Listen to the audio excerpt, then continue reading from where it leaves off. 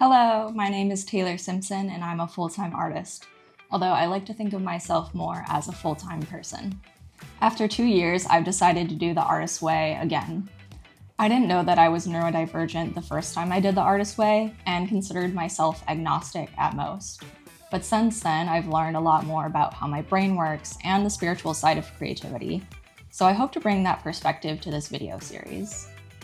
This video will cover my prior experience with the artist way, who Julia Cameron is, another way to approach God in this book, and my tips for morning pages and artist dates.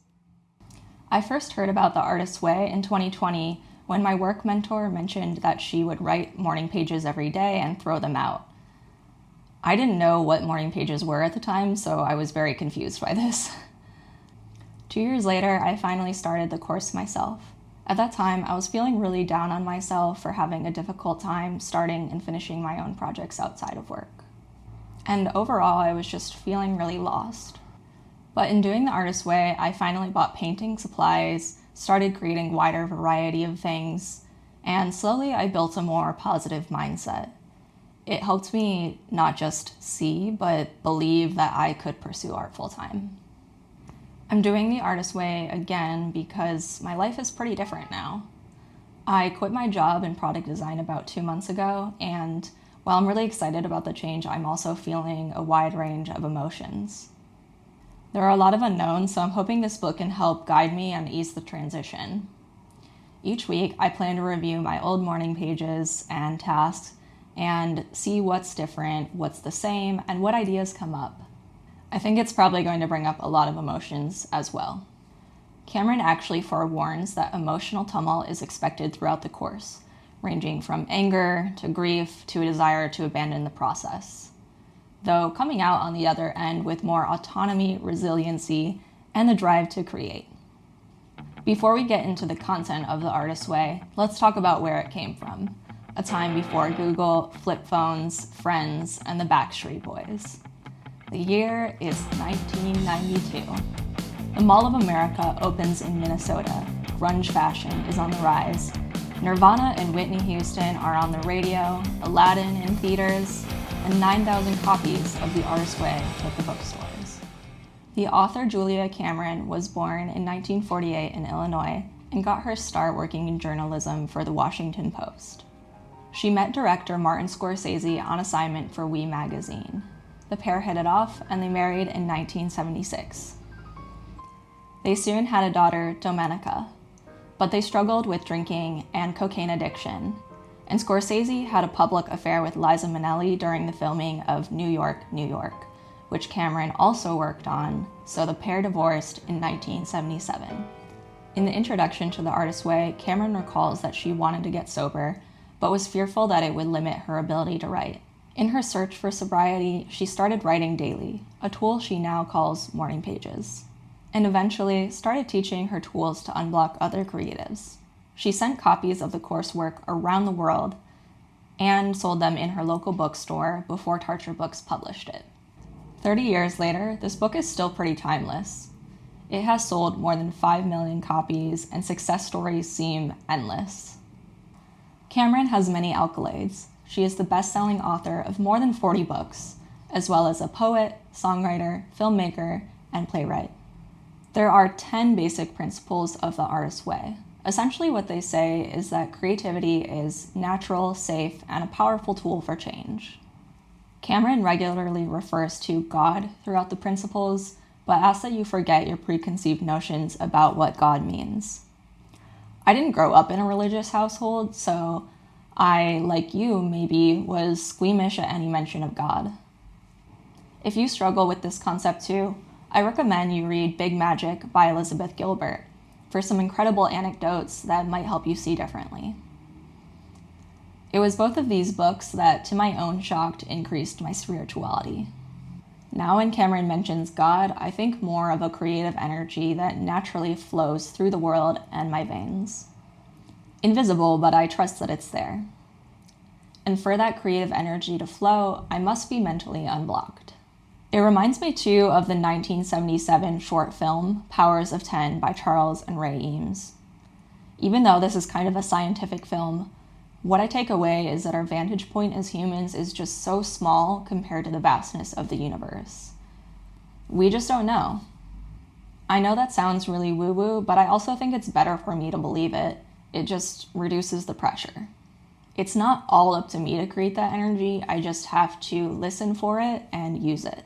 When I read the introduction 2 years ago, this quote really stuck out to me. Leap, and the net will appear. This speaks to the idea that using your creativity is safe, and that when you want to make changes in your life, the universe will help you. Again, kind of woo-woo, but more beneficial at becoming unblocked than nihilism, in my opinion. This time around, I was struck by her mentioning that not everyone who completes the artist way will become a full-time artist. Some simply find a more creative life, though full-time artists may find that they become more well-rounded full-time people. Reading this felt like a moment of synchronicity to me, a concept Cameron will delve more into in week 3.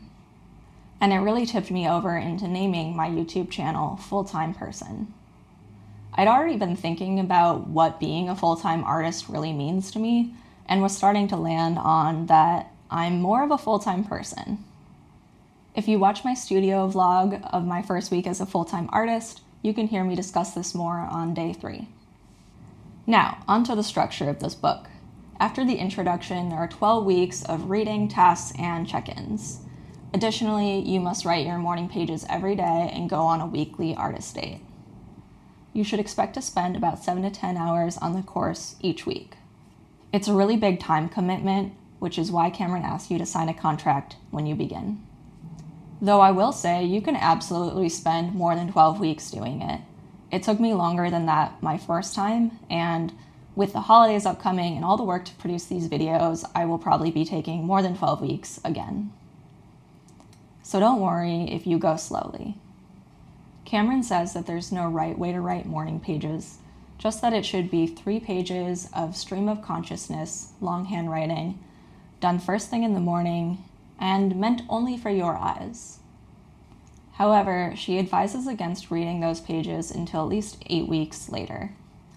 Honestly, though I was pretty diligent with doing my pages the first time I read The Artist's Way, they were definitely a struggle for me.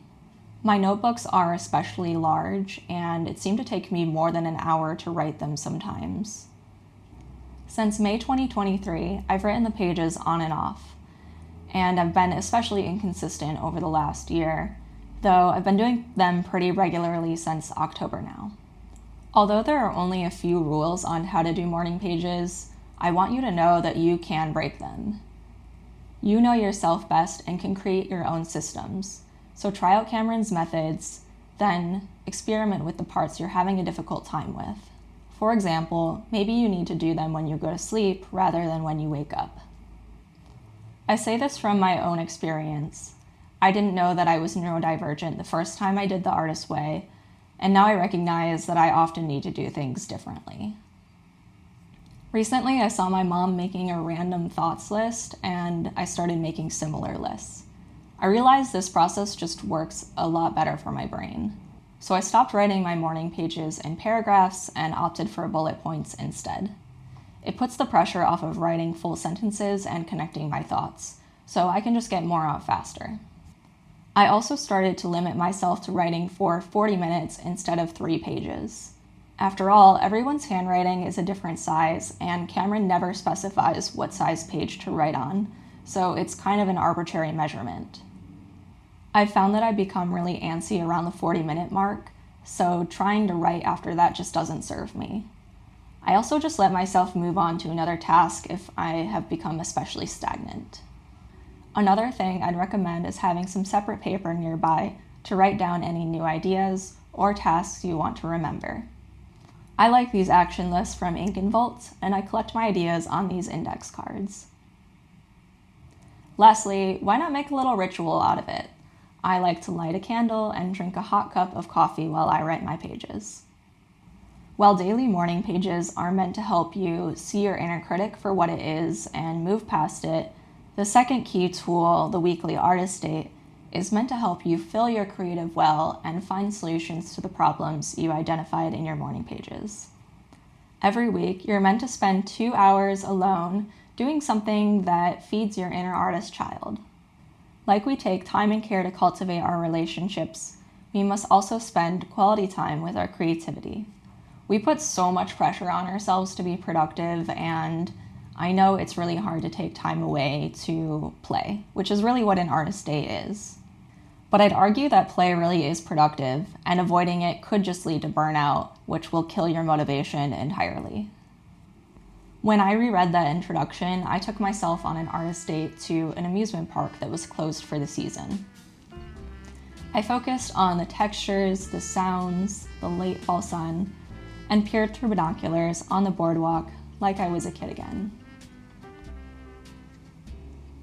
You can also fill your creative well by engaging in anything delightful or intriguing for smaller chunks of time, or doing repetitive actions that help tip your brain over from logic brain over to artist brain. For me, that's often yard work because I can zone out and just let my mind wander. I hope you found these ideas helpful, and if you're starting the artist way, I'm wishing you the best of luck. If you've done it before, also let me know in the comments and tell me about your experience. Check back in a couple of weeks to hear about my experience with weeks 1, 2, and 3, and for now, watch my studio vlog about my first week as a full-time artist.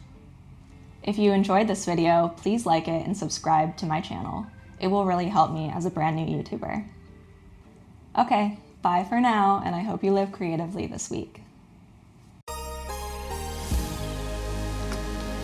Hydration. Cameron actually, the author Juliet, she met Martin Scorsese. Blah, blah. And I saw my mom making a random thoughts list and started making similar thoughts